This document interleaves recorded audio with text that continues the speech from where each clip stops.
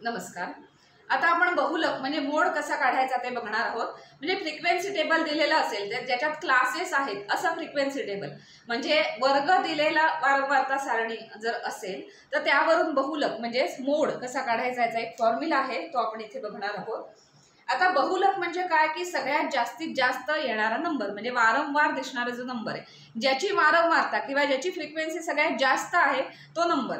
त्यामुळे जेव्हा क्लासेस दिलेले नसतात तेव्हा सोपं आहे काढणं, जो सगळ्यात जास्त वेळाला तो नंबर काढणं म्हणजे बहुलक आहे. आता बहुलक काढण्यासाठी असेंडिंग ऑर्डर डिसेंडिंग म्हणजे चढत्या किंवा उतरत्या क्रमाने संख्या लिहिण्याची गरज नाही, कारण तो फक्त जास्त वेळा येणारा नंबर शोधून काढायचा असतो.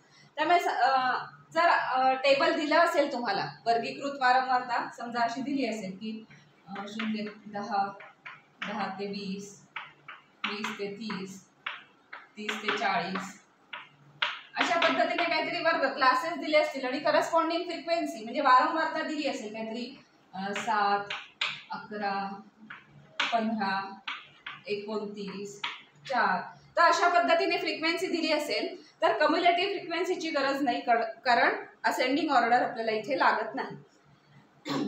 आता सगळ्यात जास्तीत जास्त कुठल्या क्लासेस मधले नंबर आहेत तेवढं फक्त लागतं, त्याला म्हणतात बहुलक वर्ग किंवा मोड क्लास. जसं आपण मेडियनसाठी शोधून काढला तर कोणत्या क्लासमध्ये मेडियन असेल ते आधी शोधावं लागतं, तसं इथे कोणत्या क्लासमध्ये बहुलक म्हणजे मोड असेल तो आधी क्लास आपल्याला शोधून काढावा लागतो.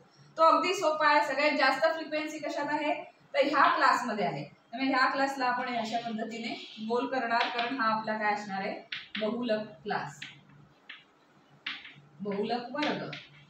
मोड क्लास हा आपला असणार आहे कारण त्याची फ्रिक्वेन्सी आपल्याला लागते. आता जो फॉर्म्युला आहे त्याच्यात ही फ्रिक्वेन्सी लागते, मागची फ्रिक्वेन्सी, पुढची फ्रिक्वेन्सी, जे जे काही लागेल त्या फॉर्म्युल्यात ते सांगते तुम्हाला. तर फॉर्म्युला आपण लिहून घेऊया. बहुलक काढणं आणखीन सोपं आहे कारण अजून एक कॉलम जॉईन करावा लागत नाही, किंवा मध्य काढण्यासाठी ते आपण बऱ्याच प्रोसेस केल्या, त्या बरेच एक कॉलम जॉईन केले ते, तसं काही करावं लागणार नाही. फक्त सगळ्यात जास्त फ्रिक्वेन्सीवाला नंबर कुठल्या क्लासमध्ये आहे तो वर्ग, तो क्लास फक्त शोधून काढायचा आणि हा फॉर्म्युला लिहायचा. बहुलक बरोबर एल म्हणजे त्या क्लासची लोअर बाउंड्री काय असेल ती खालची मर्यादा L plus ब्रॅकेटमध्ये F1 minus F0. आता F1 कोणाला म्हणायचं सांगते, upon 2 into F1 minus F0 minus F2 into H. H म्हणजे त्या क्लासची विड्थ, हाईट म्हणतात ते, त्यामुळे ते एच हे नोटेशन घेते. आता F1 कोणाला, F0 आणि F2 कोणाला म्हणायचं ते सांगते. आता हा क्लास एकदा तुम्ही कोणता आहे तो लक्षात आला तुमच्या की जो क्लास असेल त्या क्लासची जी फ्रिक्वेन्सी आहे तिला F1 म्हणायचं, त्याच्या जी मागची फ्रिक्वेन्सी आहे तिला F0 म्हणायचं आणि ह्या क्लासच्या पुढची फ्रिक्वेन्सी आहे तिला म्हणायचं F2. तर ही नोटेशन एकदा दिलीत आणि एल म्हणजे ह्या क्लासची लोअर बाउंड्री, एच म्हणजे ह्या क्लासची विड्थ म्हणजे हाईट असं म्हणतात ते. त्यामुळे 30 ते 40 म्हणजे इथे किती असणार आहे 10 ही हाईट असणार आहे आणि हे सगळं इथे घालायचं आणि त्याप्रमाणे जी काही संख्या असेल तो काय असणार आहे मोड असणार आहे म्हणजे बहुलक. म्हणजे एल काय असणार आहे बहुलक वर्गाची खालची मर्यादा, लोअर बाउंड्री घ्यायची, खालची मर्यादा. F1 काय असणार आहे, F1 म्हणजे बहुलक वर्गाची फ्रिक्वेन्सी म्हणजे वारंवारता.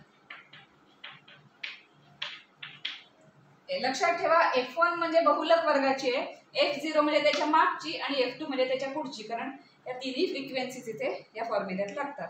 आणि ते लिहा की F1 म्हणजे मागच्या वर्गाची आणि बहुलकच्या, आणि F2 म्हणजे बहुलकच्या पुढच्या वर्गाची फ्रिक्वेन्सी लागते इथे सगळीकडे. आणि H म्हणजे काय, ह्या क्लासची विड्थ म्हणजे याची रुंदी किती आहे. आता इथे 40 वजा 30 म्हणजे 10 म्हणजे H म्हणजे इथे 10 येणार. तर अशा पद्धतीने हा फॉर्म्युला अप्लाय करायचा आणि ती संख्या येईल ती काय असणार आहे बहुलक असणार आहे.